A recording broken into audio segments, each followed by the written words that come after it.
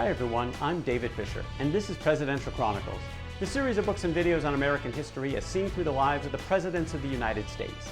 This episode is from the life of William McKinley, and the focus is law, politics, and Ida. The year is 1865, and McKinley has just been mustered out of the Union Army, where he served for 4 years in the Civil War, starting out as an 18-year-old private, ending up as a 22-year-old major.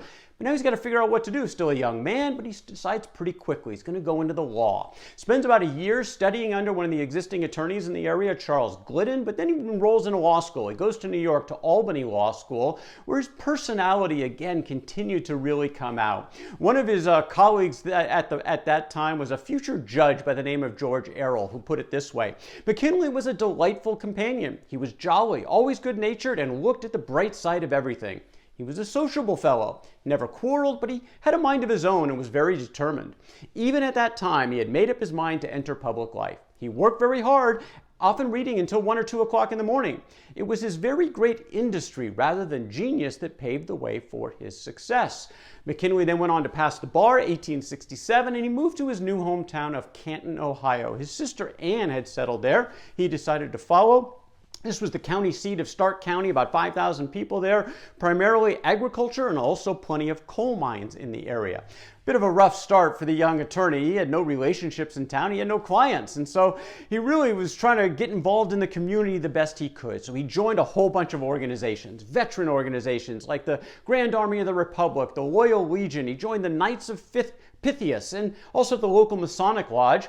Joined the YMCA, they elected him president, he became a member of the First Methodist Church, became the superintendent of Sunday school, anything he could to get involved in this community.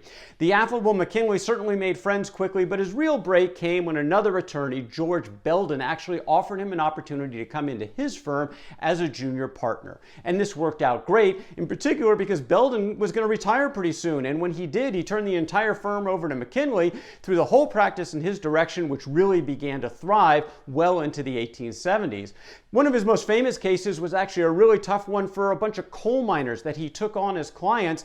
They were charged with some violent assaults, destruction of property during a recent strike, and McKinley was going up against some of the top lawyers in the state. In this case, he got acquittals for all but one of his clients. It actually started to really enhance his reputation, both on the labor and management side of things, as both had recognition for the work that he did in this trial. Politically, well, McKinley had certainly leaned Republican before the war, like his father, but he officially joined the party 1867. He became the chair of the County Republican Committee, really happy to stump for his friend and mentor, Rutherford, who ran for governor and won the governor of Ohio at that point. Very happy day for William McKinley as well. But the real triumph for William McKinley in this era was on a personal level, and it all had to do with a trip to the bank. This is where he had the opportunity to reconnect with Ida Sexton. Now, he had met her before, but at the time she had been engaged to John Wright.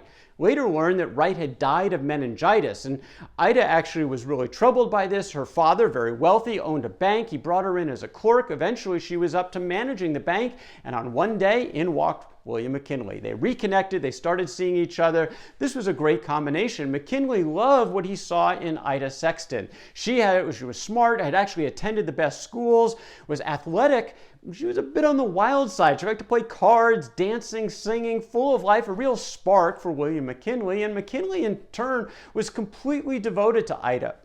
He showered her with kindness, and one day in 1870, while they were on a buggy ride, he proposed marriage. She accepted, and they got married at the Stone Presbyterian Church, January 25 of 1871.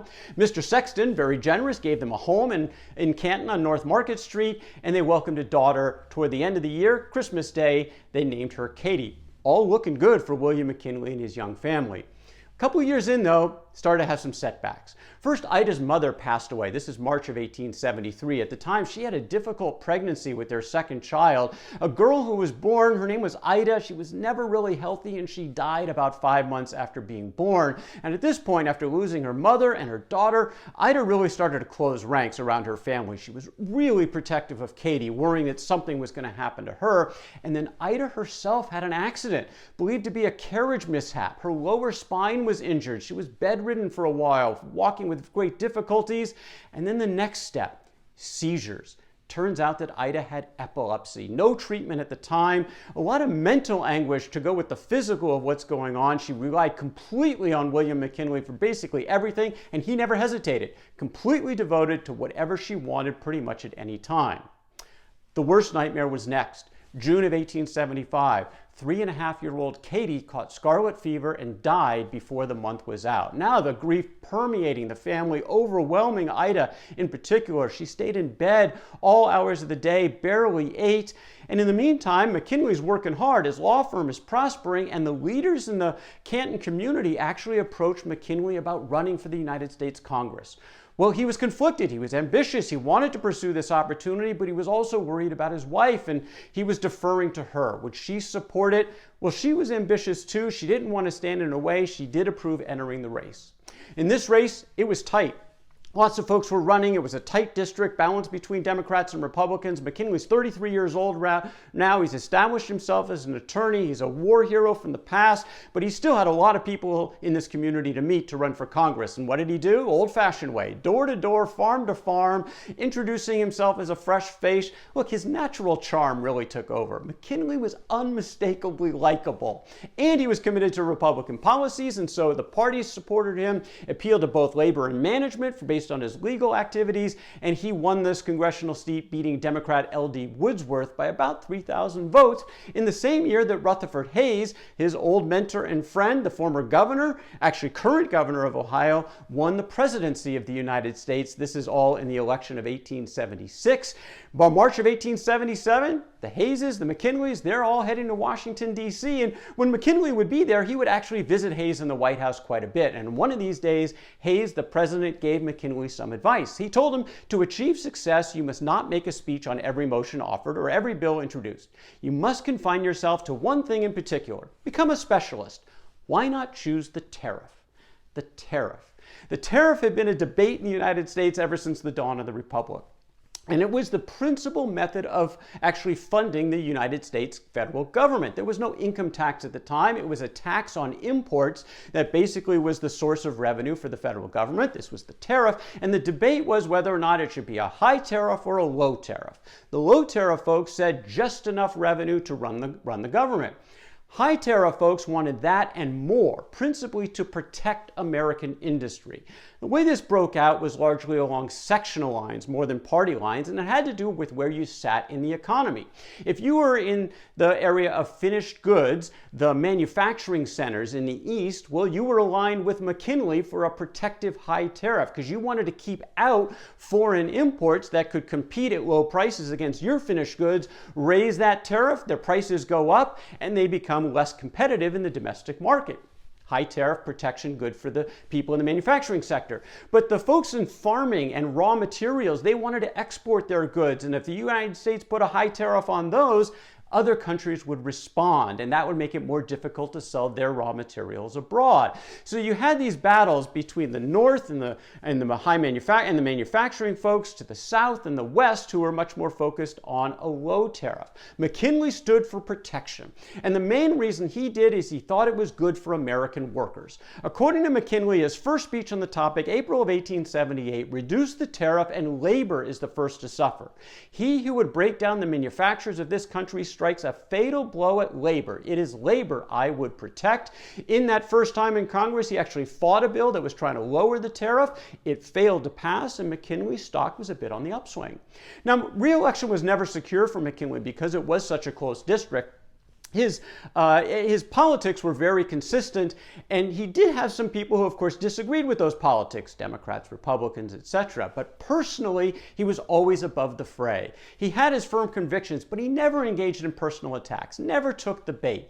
Here is one example. There was a reporter who was covering one of his re-elections, and he was castigating McKinley throughout the entire race. And one day, it's raining, it's pouring, and McKinley's getting into his carriage, and he looks up and he sees this reporter sitting next to the driver on the outside. He's getting drenched. He doesn't have a coat on. And McKinley actually offers him his overcoat and says, look, come on in. We'll ride together inside the carriage. Well, then the reporter said, but Major McKinley, I guess you don't know who I am. I've been with you the whole campaign, giving it to you every time you spoke, and I'm going to go over tonight to rip you to pieces if I can.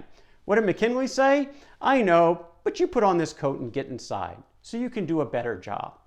That was William McKinley. Typically very genuine. He would have political disagreements with folks, but really no political or personal enemies. He was that likable.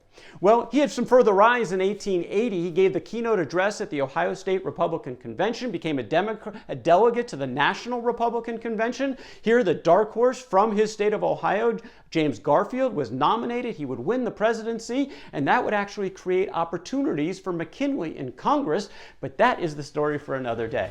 That is William McKinley, Law, Politics, and Ida, from the life of William McKinley. For more presidential chronicles, check out my books on Amazon.com, and don't forget to subscribe to my YouTube channel.